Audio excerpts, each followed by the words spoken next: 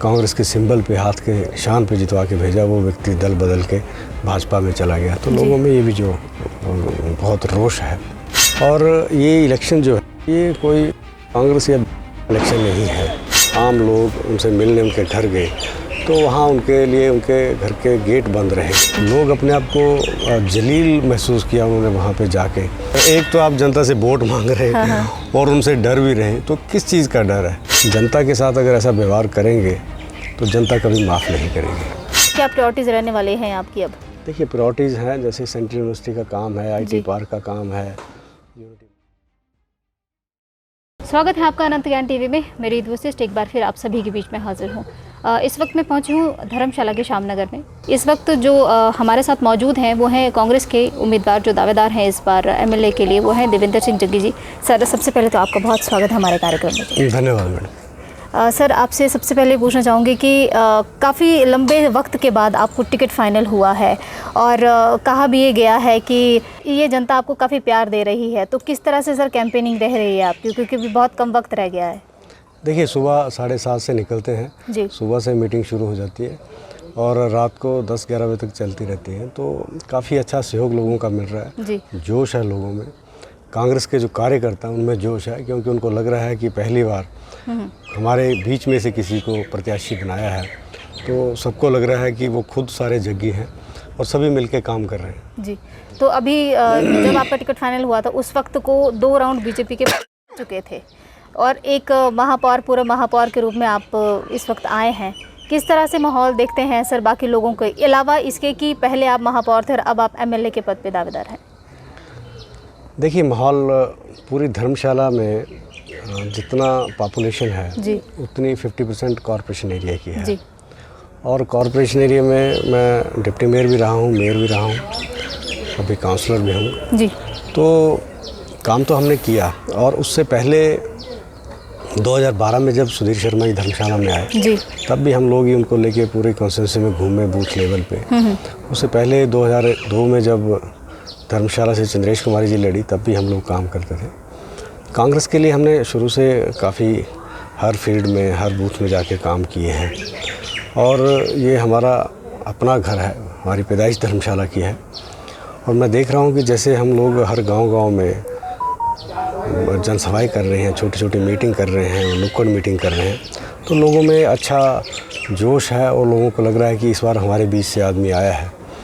और क्योंकि 14 महीने में दोबारा इलेक्शन आया है, तो लोगों में गुस्सा भी है, रोष भी है कि जिस व्यक्ति को हमने यहाँ से जितवा के भेजा, जी। कांग्रेस के सिंबल पे, हाथ के निशान पे जितवा के भेजा, वो व्यक्ति दल बदल के भाजपा में चला गया। तो लोगों में ये भी जो बहुत रोष है। आप सुधीर शर्मा की बात कर रहे हैं, तो सुधीर शर्मा काफ़ी करीबी दोस्त भी रहे हैं आपके। आज आपके सामने वो टक्कर दे रहे हैं, तो कैसी टक्कर रहने वाली है? और दूसरी चीज़ कि राकेश चौधरी भी इस दौड़ में हैं, क्योंकि वो भी काफ़ी कम मार्जिन से पिछली बार जब वो भाजपा में थे तो वो रह गए थे उस जीत से। तो इस बार कैसी टक्कर रहने वाली है तीनों की? देखिए, धर्मशाला की जनता बहुत समझदार है। उनको पता अभी 3.5 वर्ष जो हैं वो कांग्रेस के और हैं और सरकार से काम लेने हैं, धर्मशाला के विकास के काम लेने हैं। जी। और ये इलेक्शन जो है, ये कोई कांग्रेस या इलेक्शन नहीं है। हालांकि देखिए, पार्टियां लड़ती हैं, लेकिन इस बार का इलेक्शन जो है वो धर्मशाला की जनता वर्सेस वो पूरा विधायक जिसने धर्मशाला की जनता को धोखा दिया, विश्वासघात किया। क्योंकि जहां भी हम लोग जा रहे हैं वहां पे ये चर्चाएं हैं कि एक तो ये व्यक्ति कभी हमसे मिलने हमारे गांव नहीं आया, और दूसरा जब गांव के लोग, आम लोग उनसे मिलने उनके घर गए, तो वहाँ उनके लिए उनके घर के गेट बंद रहे। तो लोगों में बहुत गुस्सा भी है। लोग अपने आप को जलील महसूस किया उन्होंने वहाँ पे जाके। और इस सारे प्रकरण में मेरे को लोगों का ये कहना है कि भाई साहब, कांग्रेस के ही नहीं, ये तो धर्मशाला का इलेक्शन है, ये हमारी आम जनता का इलेक्शन है। और धर्मशाला की जनता इस बार ऐसा उदाहरण पेश करेगी कि भविष्य में कोई भी नेता दल बदलने से पहले सोचेगा, जीता हुआ नेता। और जनता से दूरी बनाना या जनता से दूरी बनाने की कोशिश करेगा तो उसका भी वैसा ही हशर होगा जैसा कि यहाँ के भाजपा के प्रत्याशी का होने वाला है। आपने बात की कि जब उनसे लोग मिलने जाते हैं तो उनके घर पे जो है वो बड़े गेट लगे होते हैं, राइफल लेके लोग खड़े होते हैं बाहर जब वो मिलते हैं। तो चलिए मान लेते हैं कि आप एमएलए पद पे जीत जाते हैं, तो क्या आप भी घरों में बड़े गेट लगवाएंगे, सीसीटीवीज लगाएंगे और अपनी पूरी गार्ड के साथ रहेंगे? देखिए, हमारा तो घर बहुत छोटा सा घर है, गेट लगाने की वहाँ जगह भी नहीं है। और पिछले 25 वर्षों से मैं इलेक्टोरल पॉलिटिक्स में हूँ। यहाँ अलग अलग पदों पे इलेक्शन लड़े हैं और सब मुझे जानते हैं, हमारे घर सबने देखे हुए हैं जी। और जैसा कि आप कह रहे हैं सारे लोग कि 4-4 गनमैन उनके साथ खड़े हैं जी। और अभी इलेक्शन चला हो, तो ऐसा पब्लिक से क्या डर है कि 4-4 गनमैन लेके बाहर से सीआरपीएफ के या किसी और बटालियन के वहाँ खड़े हैं। तो जिस जनता ने आपको जितवा के भेजा है उस जनता से कैसा डर है। और हम लोग एक चीज़ और भी सीख रहे हैं कि जहाँ पे हम लोग जा रहे हैं तो लोग इतनी बातें कर रहे हैं कि जी फलाना आदमी मिला नहीं, घर के गेट नहीं मिले, तो उससे हमें सीख भी मिलती है कि जनता के साथ अगर ऐसा व्यवहार करेंगे तो जनता कभी माफ़ नहीं करेगी। तो इससे हमें सीखने को भी मिल रहा है कि वैसे तो हमने कभी ऐसा किया नहीं, लेकिन एक डर ऐसा होता है कि आगे ना ही हो कभी भी ऐसा, क्योंकि जिस जनता के पास आप जानते हैं और जो जनता आपको जितवा के भेजती है, वो जनता जब गुस्से में होती है, जब अपना रूप दिखाती है, तो ऐसी चीज़ें सामने आती हैं। आज ये हालत है भाजपा के प्रत्याशी की कि लोग घरों में बैठ के एक ही चर्चा कर रहे हैं कि इस प्रत्याशी को बाहर का रास्ता दिखाना है। तो ये एक सीखने की चीज़ है, एक डर ज़रूरी होना चाहिए कि ऐसा काम ना किया जाए।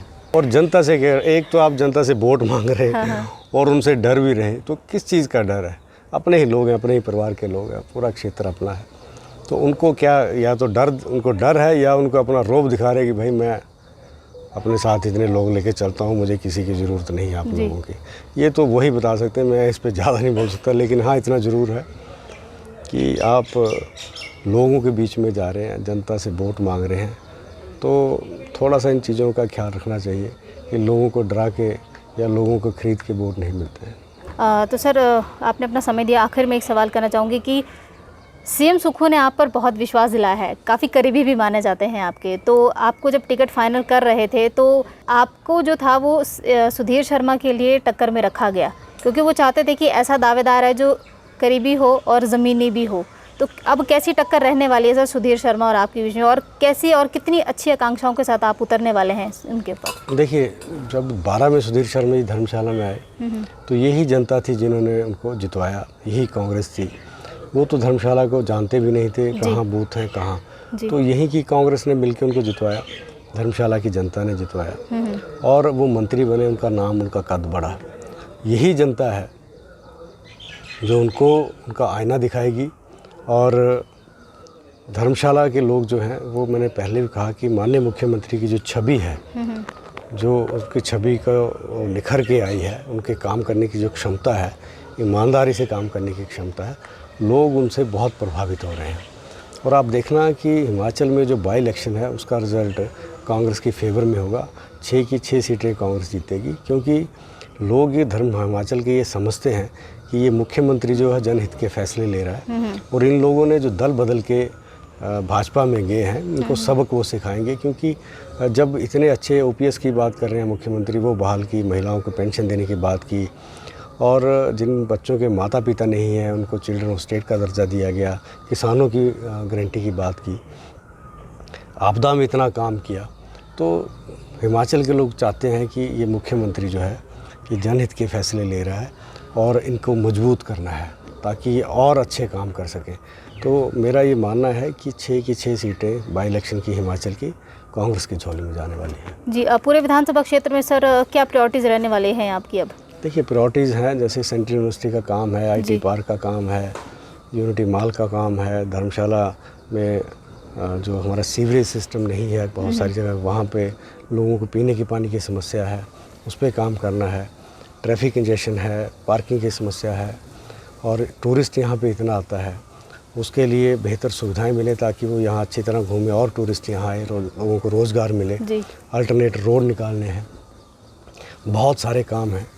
जिसको कि हम अगर सरकार 3.5 वर्ष है और हमने धर्मशाला में सरकार से काम लेना है। जैसा कि सब आपको पता ही है कि माननीय मुख्यमंत्री ने ये कहा है कि धर्मशाला से आप देवेंद्र जग्गी को विधायक बनाइए, लेकिन धर्मशाला में आपके 2 विधायक होंगे, माननीय मुख्यमंत्री भी धर्मशाला के विधायक होंगे। ये बहुत बड़ी बात है धर्मशाला के लोगों के लिए कि धर्मशाला में काम जो है माननीय मुख्यमंत्री खुद मॉनिटर करेंगे। जी सर, बहुत बहुत धन्यवाद आपका हमसे बातचीत करने के लिए सर, और आगामी आपको बहुत शुभकामनाएं सर। धन्यवाद धन्यवाद। तो हमारे साथ अभी थे देवेंद्र सिंह जग्गी जी, जो इस वक्त जो है वो कांग्रेस के उम्मीदवार के रूप में विधायक के रूप में आने वाले हैं। फिलहाल अनंत ज्ञान टीवी के लिए इतना ही, मुझे इजाज़त दीजिए।